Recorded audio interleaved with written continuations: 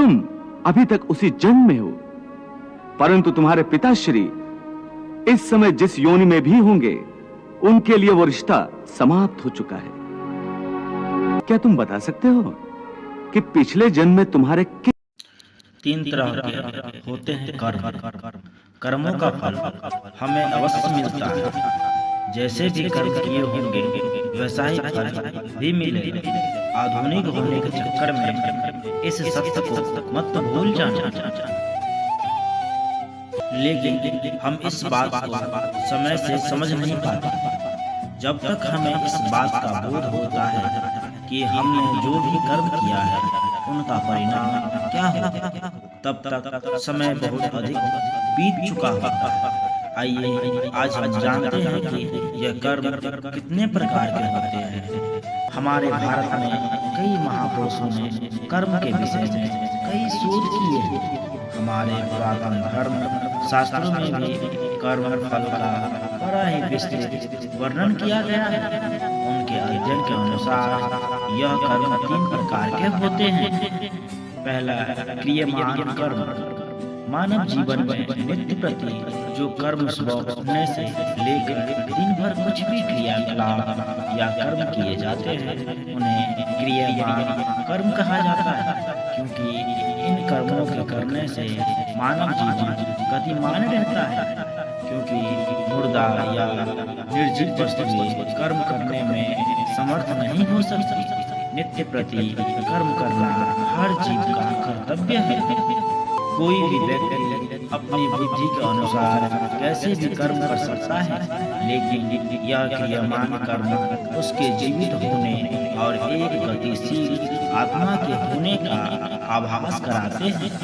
इस प्रकार से किए जाने वाले नित्य कर्मों का फल अधिकांश साथ ही प्राप्त हो जाता है। जैसे यदि आप भोजन को ग्रहण कर ले तो आपकी भूख स्वतः ही शांत हो जाएगी। यदि आप स्नान कर लेंगे तो आपकी देह स्वच्छ हो जाएगी और आपको स्फूर्ति एवं सुख का अनुभव होगा। इन कर्मों को करने के लिए आपको कोई अतिरिक्त शक्ति का उपयोग नहीं करना पड़ता। जैसे कि दिन भर की थकान के बाद आपको निद्रा अपने आप ही आ जाएगी। आपकी थकान के उतर जाने पर आप स्वयं ही उठ जाएंगे।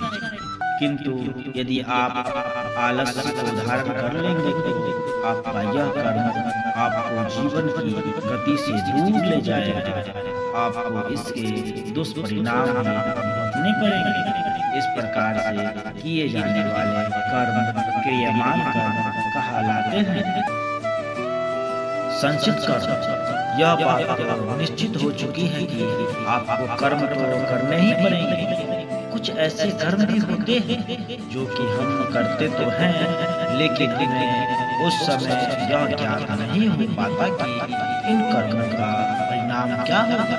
इस प्रकार से हम कुछ ऐसे कर्म भी करते हैं जो हमारी दृष्टि से बिल्कुल सही एवं सटीक होते हैं, किंतु प्रकृति, समाज एवं अन्य प्राणियों के दृष्टिकोण से उचित नहीं होते।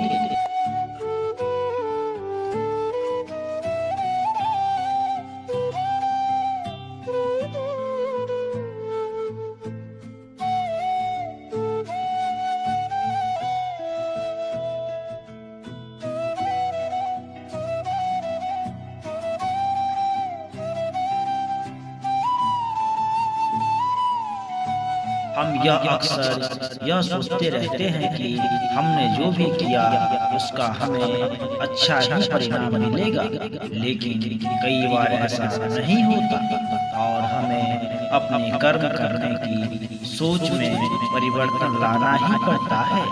इस प्रकार से कर्म करते हुए कुछ ऐसे कर्म भी होते हैं जो कि हमारे चित्त की अंतर्दशा में जाकर एकत्र हो जाते हैं।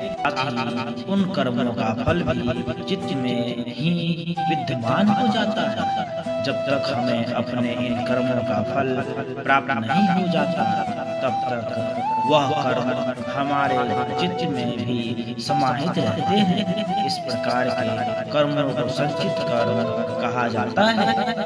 तीसरा, प्रारब्ध कर्म। हमारे कर्म हमें उस दिशा की ओर ले जाते हैं जहाँ हमारे कर्म हमें पूर्ण रूप से फल देने को परिपक्व हो चुके होते हैं, तभी इन कर्मों का फल हमें मिलता है। इस प्रकार के कर्मों को प्रारब्ध कर्म कहा जाता है। इस प्रकार के कर्म हमारे अंतर्मन में लंबे अंतराल के लिए एकत्र रहते हैं। यह कर्म कई दिन, कई माह, कई वर्षों तक अर्थात 15 साल, 30 साल, 50 साल, 100 साल या कई जन्म तक भी हमारे भीतर ही विद्यमान रह सकते हैं।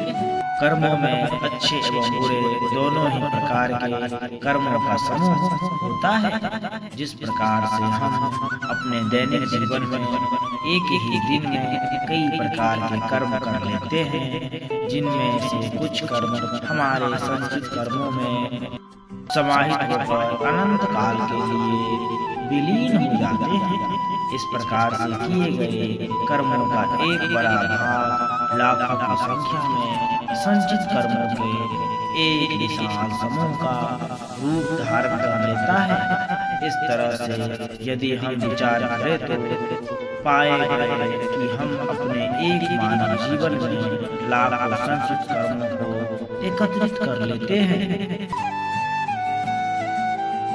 यदि हम अपने पूर्व जन्म की कर्मों को भी इनमें सम्मिलित कर ले तो हमें ज्ञात होगा कि ऐसे बहुत सारे अनगिनत कर्म अभी बाकी है जिनको भोगना अभी शेष है, ताकि उनका कर्म फल में हमें प्राप्त हो सके।